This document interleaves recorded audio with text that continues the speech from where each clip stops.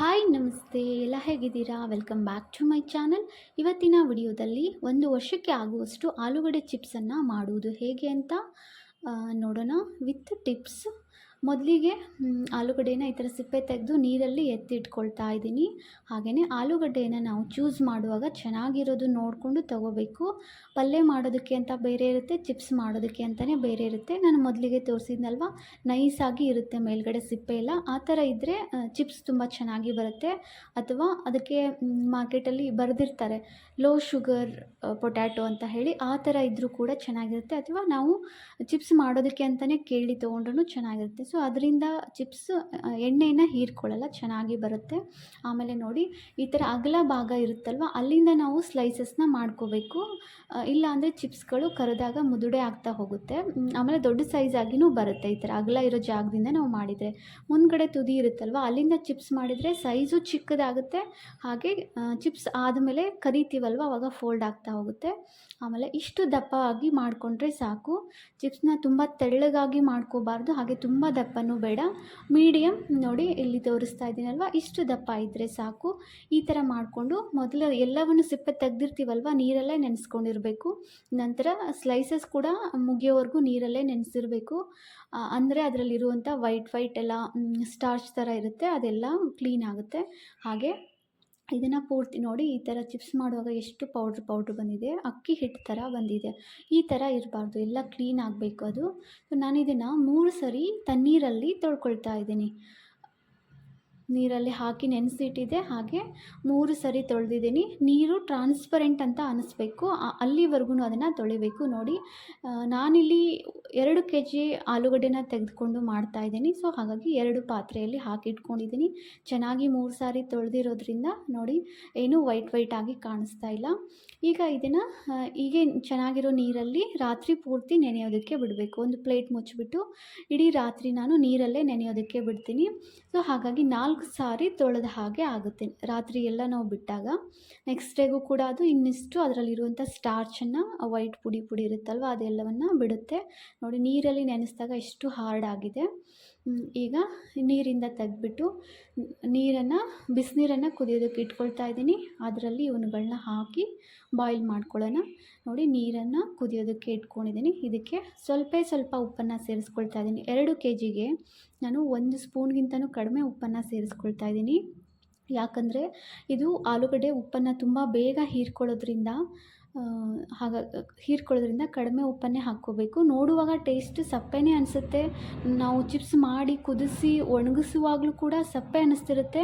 But ಎಲ್ಲ dry ಆಗಿ ಕರಿತೀವಲ್ವ, ಆವಾಗ ತುಂಬ ಉಪ್ಪು ಅನಿಸುತ್ತೆ. ಹಾಗಾಗಿ ಉಪ್ಪನ್ನು ಮಾತ್ರ ನೋಡಿಕೊಂಡೇ ಸೇರಿಸ್ಕೋಬೇಕು. ಅದಾದಮೇಲೆ ನೋಡಿ, ಈ ಥರ ಚೆನ್ನಾಗಿ ಕುದೀತಾ ಇದೆ. ಇದನ್ನು ನಾನು ಆಲ್ಮೋಸ್ಟ್ 16ರಿಂದ 17 ನಿಮಿಷ ಚೆನ್ನಾಗಿ ಕುದಿಸ್ಕೊಳ್ತಾ ಇದ್ದೀನಿ. ಮೊದಲು ನೀರು ತುಂಬ ಚೆನ್ನಾಗಿ ಬಿಸಿಯಾಗಿರಬೇಕು. ನಂತರ ನೀರಲ್ಲಿ ಹಾಕ್ತೀವಲ್ವ ಸ್ಲೈಸಸ್ನ, ಅದಾದಮೇಲೆ 20 ನಿಮಿಷದವರೆಗೂ ನಾವು ಇದನ್ನು ಕುದಿಸ್ಕೋಬೋದು.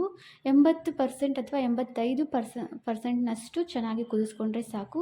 ಹಾಗೆ ನೀರಿಂದ ತೆಗಿತಾ ಇರ್ತೀವಲ್ವ, ಅದಾದಮೇಲೆ ಕೂಡ ಬಿಸಿಗೆ ಸ್ವಲ್ಪ ಮತ್ತೆ ಬೆಂದ ಹಾಗೆ ಆಗುತ್ತೆ. ಹಾಗಾಗಿ 85% ಇದನ್ನು ನಾವು ಬಾಯ್ಲ್ ಮಾಡಿಕೊಂಡ್ರೆ ಸಾಕು. ನೋಡಿ, 2 ಸರಿ ನಾನು ಕುದಿಸ್ಕೊಳ್ತಾ ಇದ್ದೀನಿ.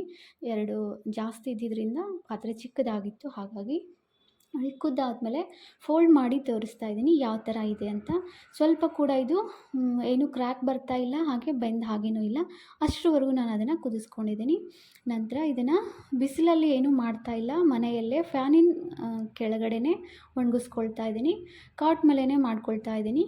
ಒಂದು ಪ್ಲಾಸ್ಟಿಕ್ ಕವರನ್ನು ಹಾಸ್ಕೊಂಡ್ಬಿಟ್ಟು ಎಲ್ಲವನ್ನು ಸ್ಲೈಸಸ್ ತೆಗೆದು ಒಂದೊಂದಾಗಿ ಇಟ್ಕೊಳ್ತಾ ಇದ್ದೀನಿ.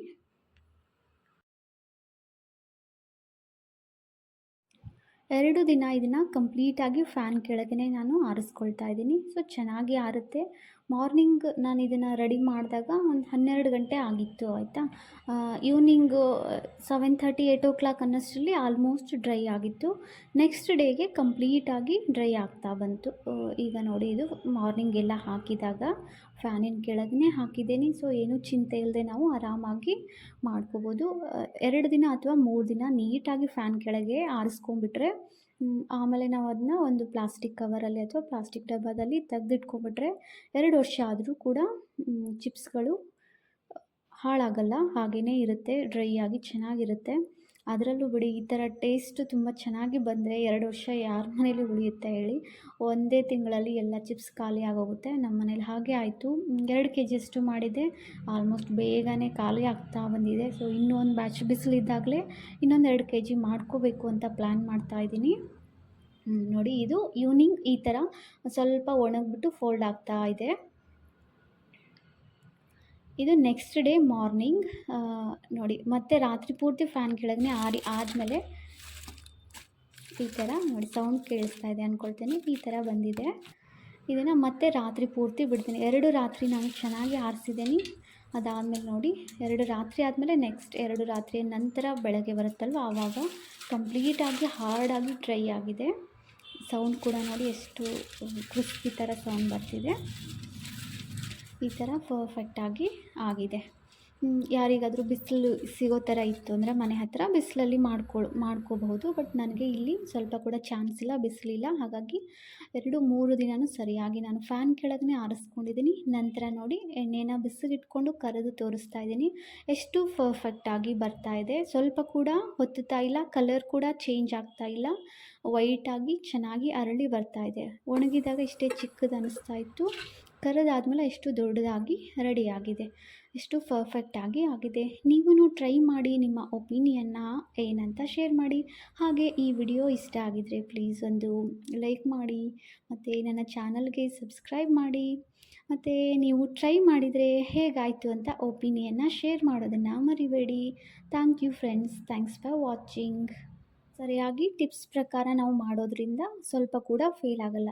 ನೀರಲ್ಲಿ 2-3 ಸರಿ ತೊಳೆದು ರಾತ್ರಿ ಪೂರ್ತಿ ನೆನೆಸಿಟ್ಟು ನಂತರ ಅದನ್ನು ಕುದಿಸ್ಕೊಂಡು 20 ನಿಮಿಷ ಕುದಿಸಿ ಆಮೇಲೆ ಕರಿಯೋದ್ರಿಂದ ಈ ಥರ ವೈಟಾಗಿ ಚೆನ್ನಾಗಿ ಬರುತ್ತೆ. ಸ್ವಲ್ಪ ಕೂಡ ಚಿಪ್ಸು ಹೊತ್ತಲ್ಲ, ಬ್ಲ್ಯಾಕ್ ಆಗಲ್ಲ, ಪರ್ಫೆಕ್ಟಾಗಿ ದೊಡ್ಡ ಸೈಜಾಗಿ ಬರುತ್ತೆ.